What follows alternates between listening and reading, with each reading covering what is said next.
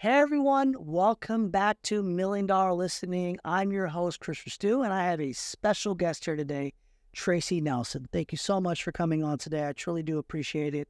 And I always like to basically, when agents kind of join E3, bring them into the podcast and let people know who you are, right? What are you about? I've known you for a very long time, so for this conversation, I will probably know everything you're going to say within reason, but for everyone else out there, probably will not. So always like to start off with, tell us a little bit about, who you are, family, business, like how did you get into real estate? Like give us a little bit of the backstory. Sure.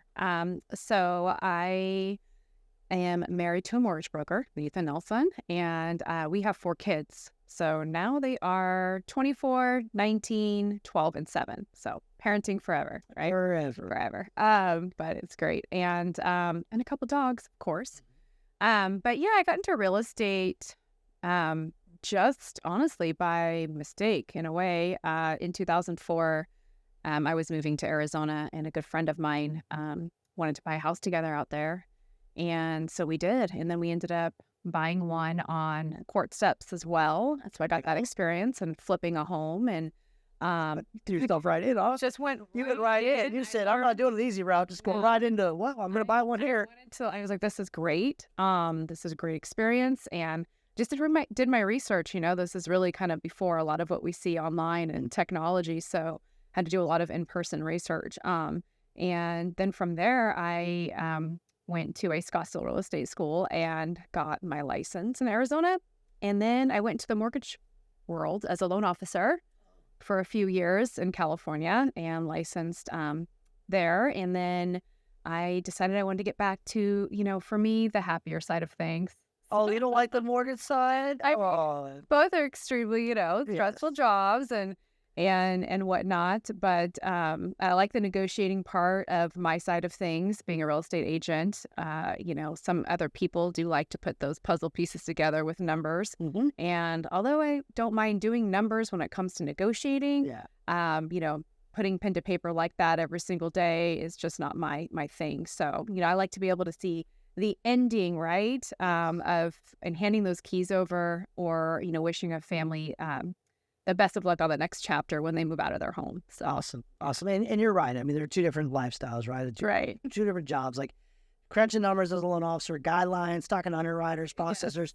Yes, it's the same industry, but they're 2 different people, right, at the end of the day. Absolutely. And then there's the other side, which, I like to say it's like, you have the finance in a car lot, and then you have the person who test drives the car. The real estate agent is kind of the person who test drives the car with the people. A lot more fun or more person to person. And like I said, negotiations, right? You're still negotiating. It's just numbers on, this price or repairs and that. So got into buying a house at the courthouse, which I learn something new every day. I did not know that about you. So it's pretty cool to know. Got into the mortgage side, married, kids, been with Nate. But one thing that I do know about you is you're huge in the community. Great family, help out the schools, help out our baseball team, which is phenomenal, helps Team Mom, a huge shout out there. But you're huge in the community. Tell me a little bit about why the community is so important to you. Sure. And just in general. Well, I mean, honestly, I think that my big thing, I like to come from a place of contribution, whether that's in my workplace and helping with trainings or anything like that, over to my family life. Coming from contribution and as well as my community, because I think it's just so important to show that community support and, small business owners alike and, really get word of mouth out there, right? It's just, for me, that's something I'm passionate about. I like to help others. I like to be involved and spread awareness to help other small business owners. So I know what it's like to be one. Right? Absolutely. We are small business owners. A lot of times it gets overlooked because we don't have a brick and mortar shop usually, right? People walk in. People don't walk into our spot and buy something and leave. Right? They don't think you're self-employed, right? But correct. We are. We are. We're self-employed. We're small and pop shop. So, you've been huge in the community, especially downtown Brentwood, right? A lot of contacts down there. And I know when you talk about giving back, how it's kind of natural to you, right? I've noticed one of the biggest things with you is it's not coming from a place of anything else outside of just, I like caring. You're a giver, right? You like to make sure people are happy. One of the big things that you're doing now currently is you're kind of running a show called Living East County, right? And what you're doing is promoting small businesses, right? Tell us a little bit about why you feel getting them on camera and sharing that is going to help their businesses grow to the next level. Sure. Living in East County is great because it really helps me team up and provide that video exposure, which we have all come to learn in our industry is uber important now, right? It's super important, and it's something that we have to do every day. And then to, take that and know that you can use those resources that we have to help another small business owner get that information out there because they're busy with the day-to-day things.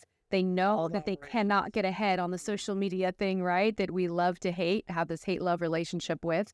And if I can get out and support my community, come from a place of contribution and do that for them, I mean, it's a win-win. And, I have fun doing it. So it's great to really get in there and learn about these business owners as well with, where they come from, why they decided to open business in Brentwood or a local community, why they're selling what they're selling, and, what the highlights are of their business place, and getting that awareness out there because they really have that inside of them and they want to get it out, but they don't have them, either the means or the time to put that together. So just being able to do that, free of charge to the business owner and getting all that out there for them, it's been a great program. Can I say something? Yeah. Did you say free of charge? Free of charge. That's right. So if you are in East County and you're looking to get your business spotted, please reach out to Tracy. She'll be more than happy to interview you, bring you in. And absolutely, that's the whole purpose of it, right? Is we understand. And as a brokerage, I'll kind of bring it right back to what you just said. Same thing we do as a brokerage. We need to support our agents and our team and be able to make sure, like, I know you don't have time to do A, B, C, D, E, F, G, H, I, J. Like, it's impossible. Right. It's literally impossible, right? So we'll support you back there, and you're doing the exact same thing on the other side. And I think the biggest thing about the community in general is I love about Brentwood, Antioch, East County, Discovery Bay is we're still that small community. Yeah. Yes, we're growing. Yes, you're seeing more people move into the area. But when you go downtown, you got 3-4 generations sometimes down there, right? It goes deep, right? And so it's good to see like the small community still be around here in the Bay Area, right? Because it's not normal, right? I mean, I grew up in Fremont, and Fremont's changed over and over again. And I mean, the bowling alley, which everybody knew back then, was Clearly Family Bowl. It's no longer around, but that was a staple, right? And now that's gone. So everything kind of changes. But Brentwood's done a very good job of keeping itself, and same with most of East County, of kind of being who they are. Discovery Bay is the same way. There's not a lot of big businesses in Discovery Bay. You live there. You go on the boats in the summertime, and you enjoy it. So that's awesome. So now that we talked a little bit about the community, talked a little bit about the family, let's talk a little bit about the business for you. Sure. Okay, because I always like to get into the next level of things for us. You're more known as a listing agent, right? And so most people don't know, like as a real estate agent, they think realtor does everything, right? It's kind of how it usually works. Like I hire a realtor, they do buyers, they do sellers. And yes, some do all. I'm kind of one of those little weird ones. I've learned a little bit of skill sets in every angle, including lending. Yes, I'm in that job. Yeah. That's okay. But you really focus on listings. And why? Yeah. Tell me a little bit for people out there that understand it, like why is it so important to focus your energy on one the way you have? Because you've done a phenomenal job on listings. Sure. I think that, I like to kind of go back because I think we all have put our first years in as trying to get buyer's agent or being a buyer's agent. And that's kind of where you start, right? So for me, my goal has always been to be primarily a listing agent, because no matter what happens with the market, there's always a house to sell. Somebody that needs to move, these big job or life changes, right? Whether it's job relocation, a divorce situation, a death in the family, or just moving on to that next chapter, retirement. So, for me, I always wanted to be in charge of that sale, right? And starting being the listing agent, being that primary contact and being able to really break down someone's timeline actually backwards and reverse right? From what they need, and listening to those wants, needs, their goals in the next chapter so that I can rewind it and just put it down for them, pen and paper. And I like planning that out. That's a big thing for me. But I did start, just like most people do, holding open houses to get clients, right? And I put in that grind time of continually, for other agents, right? Other listing agents and building up my clientele. And then once somebody gives you that opportunity to sell their home, beyond, exceeding their wildest dreams of what a realtor does is what my goal was. All right, agents do more than put signs in the yard and sell houses. They Sold do. signs, that's it? I'm not giving away all my secrets. No, not today. Not today. That's for later. Yeah, but I, then you are holding open houses of your own listing, and for me, I really like that experience of having a little bit more control of the sale, and helping the seller get what they need and want. Of course, I still have buyer business. I have a couple buyers in contract right now. I also have someone that helps me with showing appointments, right? Because I do have a lot of time that's spent with my listing clients, my sellers. Yeah, but I mean, it's one of those things where it just started naturally happening, and I started getting towards that goal because of, what I kind of set my eyes on. So, and that is being primarily a listing agent, and I get a lot of referral business. This is what Tracy did when, she sold our house, you have to use her kind of thing. And that's when that repetitive business started coming. And, you sold my house the last time, you stayed in touch, and we couldn't imagine selling with anybody else again. Or even right now, I have a couple sellers in contract that they were the buyers represented by somebody else of a listing that I sold. And they liked the experience so much, they wanted me to sell their house when they were ready. So it's one of those things that I pride myself on, and I really love to help people kind of move on to that next chapter. I love it. I love it. I'm going to break that down a little bit. There's a lot of little good nuggets in there. So I'm going to make sure I break those things down a little bit. You said you started like most agents as a buyer's agent. Yeah. You also said you started like most agents doing open houses. So for the agents out there that are hearing this, listen, from somebody who's been doing this for, we're going on, 12 years now, give or take? 20 total, but 12 in California. Right? So 20 total years, 12 in California, like you got to start, you got to work, you got to put the work in, right? You said, hey, listen, this is where I got to. Then I also got in there that you figured out that it sounds like you like project management, really is what it comes down to. You're a project manager. Right. You like details. You like to fix it. You're reverse engineer. Okay, you got to be here by this date. Let me work my way backwards. And you knew listings is kind of that formula, right? So that was really, really neat how you kind of broke it down. You like the project. You're a project manager. Fix it, go. The other big thing that you mentioned in there as well that I really liked was you liked control. Yeah. That's okay. That's okay. You like control, and that's good. That means you're going to get where you want to go because you are in control. As a buyer's agent, it's a little bit tougher, right? People have things change, jobs change, areas of zip codes change, cities change. There's a lot of moving pieces there, but that's phenomenal. And those are some really good pieces that I want people to kind of pick up on from someone who's sold so many houses. Now, let me ask you about listings in general, and I know the project management. I know we all have goals and all of that kind of good stuff, but one thing that you did mention before we get into that was you get most of your business from where? You said referrals. Correct. That usually means, at least from how I look at things, and most people look at it, means you provide an experience. Yes, a whole experience, and I built that trust. Yes. Yes. You provided an experience so good that multiple times you've had people who bought homes that you listed are now asking you to sell their home. Correct.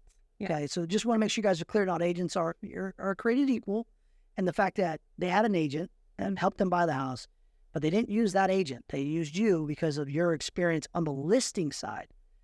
And that usually means because she loves control and she did both agents' jobs to get the job done is usually what that means. It's just so you guys know the black and white of that. Say that. I'm going to say that. We don't know the agents, so we're not going to know the bus here. I have no idea who the agents are, but that's usually what that means is you literally were controlling that whole transaction where they were like, you are the expert. You are the person who I need to go to. I need to sell my house. So that's phenomenal. Great job there. So now I got to ask you a question in general about goals, because I think most agents like you have goals in general, and usually goals change. They're not always going to be the same. But talk to me as how you kind of look at your goals in general, whether it's personal, business, and all of that, because you're probably pretty goal-oriented, I would imagine. I am. One of the things that I have done is, when you have that type A personality, ADHD, which I am, I think we all fully diagnosed. Okay. It's one of those things where, your brain's scattered. You're all over the place.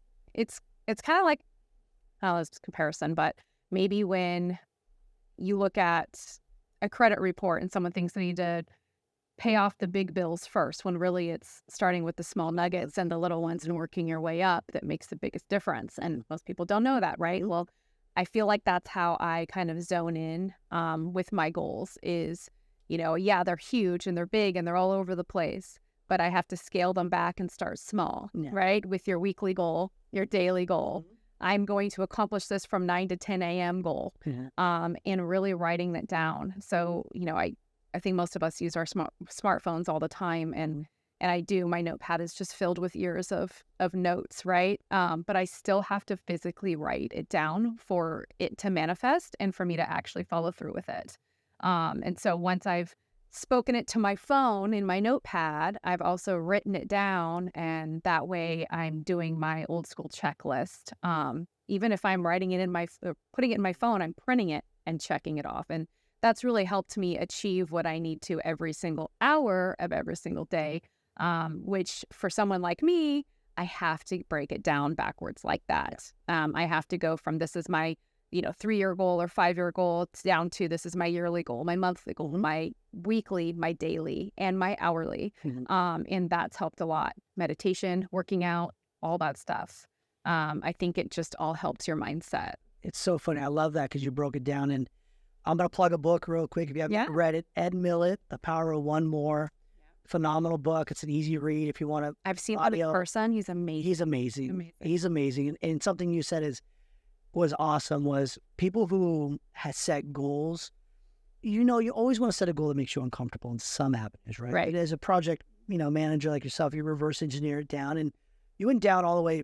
Most people look at it as a monthly goal, maybe a weekly goal. Maybe they go to a daily goal, but you went to the hour. That tells me your time management is very, very important to you. And understanding that each hour, I'm either getting better or worse. And I think that's phenomenal because Ed Miller brings that up in his book. And I was like, I've always thought of it that way, but I never really heard it from somebody like, no, you're really right. Like, it doesn't matter what happened in the last hour. The last hour could have been terrible. Could have been the worst hour of your life. But the next hour can change. And those are the people that keep making progress towards their goals at a faster, quicker speed. And those are where you get those little wins. Did I get 7 out of 8 hours today solid? Perfect. I think that can be, and sometimes when people hear that, I think it can get overwhelming because you're thinking, oh, great, now I have to have every single hour of the day with all of this stuff. And if I don't accomplish it, I'm going to feel overwhelmed or I'm going to feel less. You actually have more time when you do that. And I have found that to be true. It's taken me a long time to get to this place and to feel that way. But, when you are filling in those, if you're fast like me at checking things off, and you have your hour and you have this one goal that you need to accomplish an hour and you're working for 6 hours that day, you have these 6 top priority things you need to fill in, you actually end up with a lot more free time to spend with your family, by yourself, or whatever you need. Yeah. And that's awesome. And that's actually great because that's a good turning point because most people think in real estate that, and yes, there are some that get out there and work 70, 80 hours a week. And don't get me wrong, you can definitely do that, but you're not going to have a work-life balance, right? And for being married, 4 kids, going to the sports, going to school drop-offs, like you have to be very smart with your time. I've done those 70-hour weeks for years, and part of it is how I build my business, but the other part of it is going crazy, and then everybody's mad at you, so you gotta figure out that happy balance, right? Yeah. So that's good. And that's really important. I think people need to understand about real estate in general because like I said, everybody always sees I got a new listing or I got a new buyer and a sold sign. They don't see anything in between. Right? You have to take care of yourself. Yeah, absolutely. I mean, for myself, I would just throw myself out there. I work out usually every morning. If I don't work out in the morning, I work out at night because you have to relieve the stress, right? You have to have your own time. And you do need to make sure that you do time block your own family, your own vacations. Like, I take some vacations. You take some vacations. And I don't feel bad about it. I work hard and I want to enjoy my life. My kids are going to be this small for so long. And I think a lot of times people need to understand that, like, you don't need to go all gas, all brake because all you're going to do is break.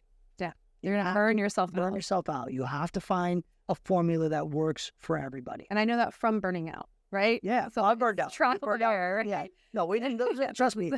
I'm all gas. There's a reason I don't drink alcohol anymore. I go all one way. And if I go one way, then that's it. So that's all it is.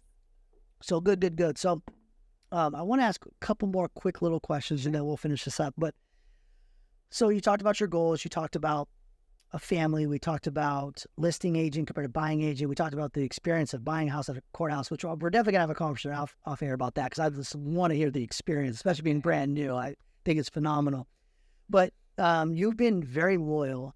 I've known that for a very long time about you. Everything you was you're loyal to your brokerage, and you're very about, which is a great thing. And this isn't about one brokerage over another or anything like that at all. But it was something that's always impressed me about you. And when helping, Miles and me and Nate were managing and coaching together, I've always said I'm gonna stay hands off. I will not I will not even try, because I respect that about you. Like I respected, I still do. I still respect that, how loyal you are and how you are about your company. You're about helping others. It's not just always about a paycheck. So tell me a little bit about like how this process went from where you were to here. We don't need to put names. I mean, that's neither here nor there. How did the process work for you to make a choice at a different brokerage? Like I think a lot of agents don't know kind of how that works. Right. And how did you go through that process, especially since you're a planner and all that other good stuff? Sure. So, it's a lot to unpack, but to keep it a little light, the process for me, it's something I thought about a few times over the last couple of years, and then the last few months of I guess it was spring, early summer. I really was thinking about going out and just interviewing a bunch of different brokerages and seeing what else is out there that could help me accomplish the goals that I have, and finding that support that I need.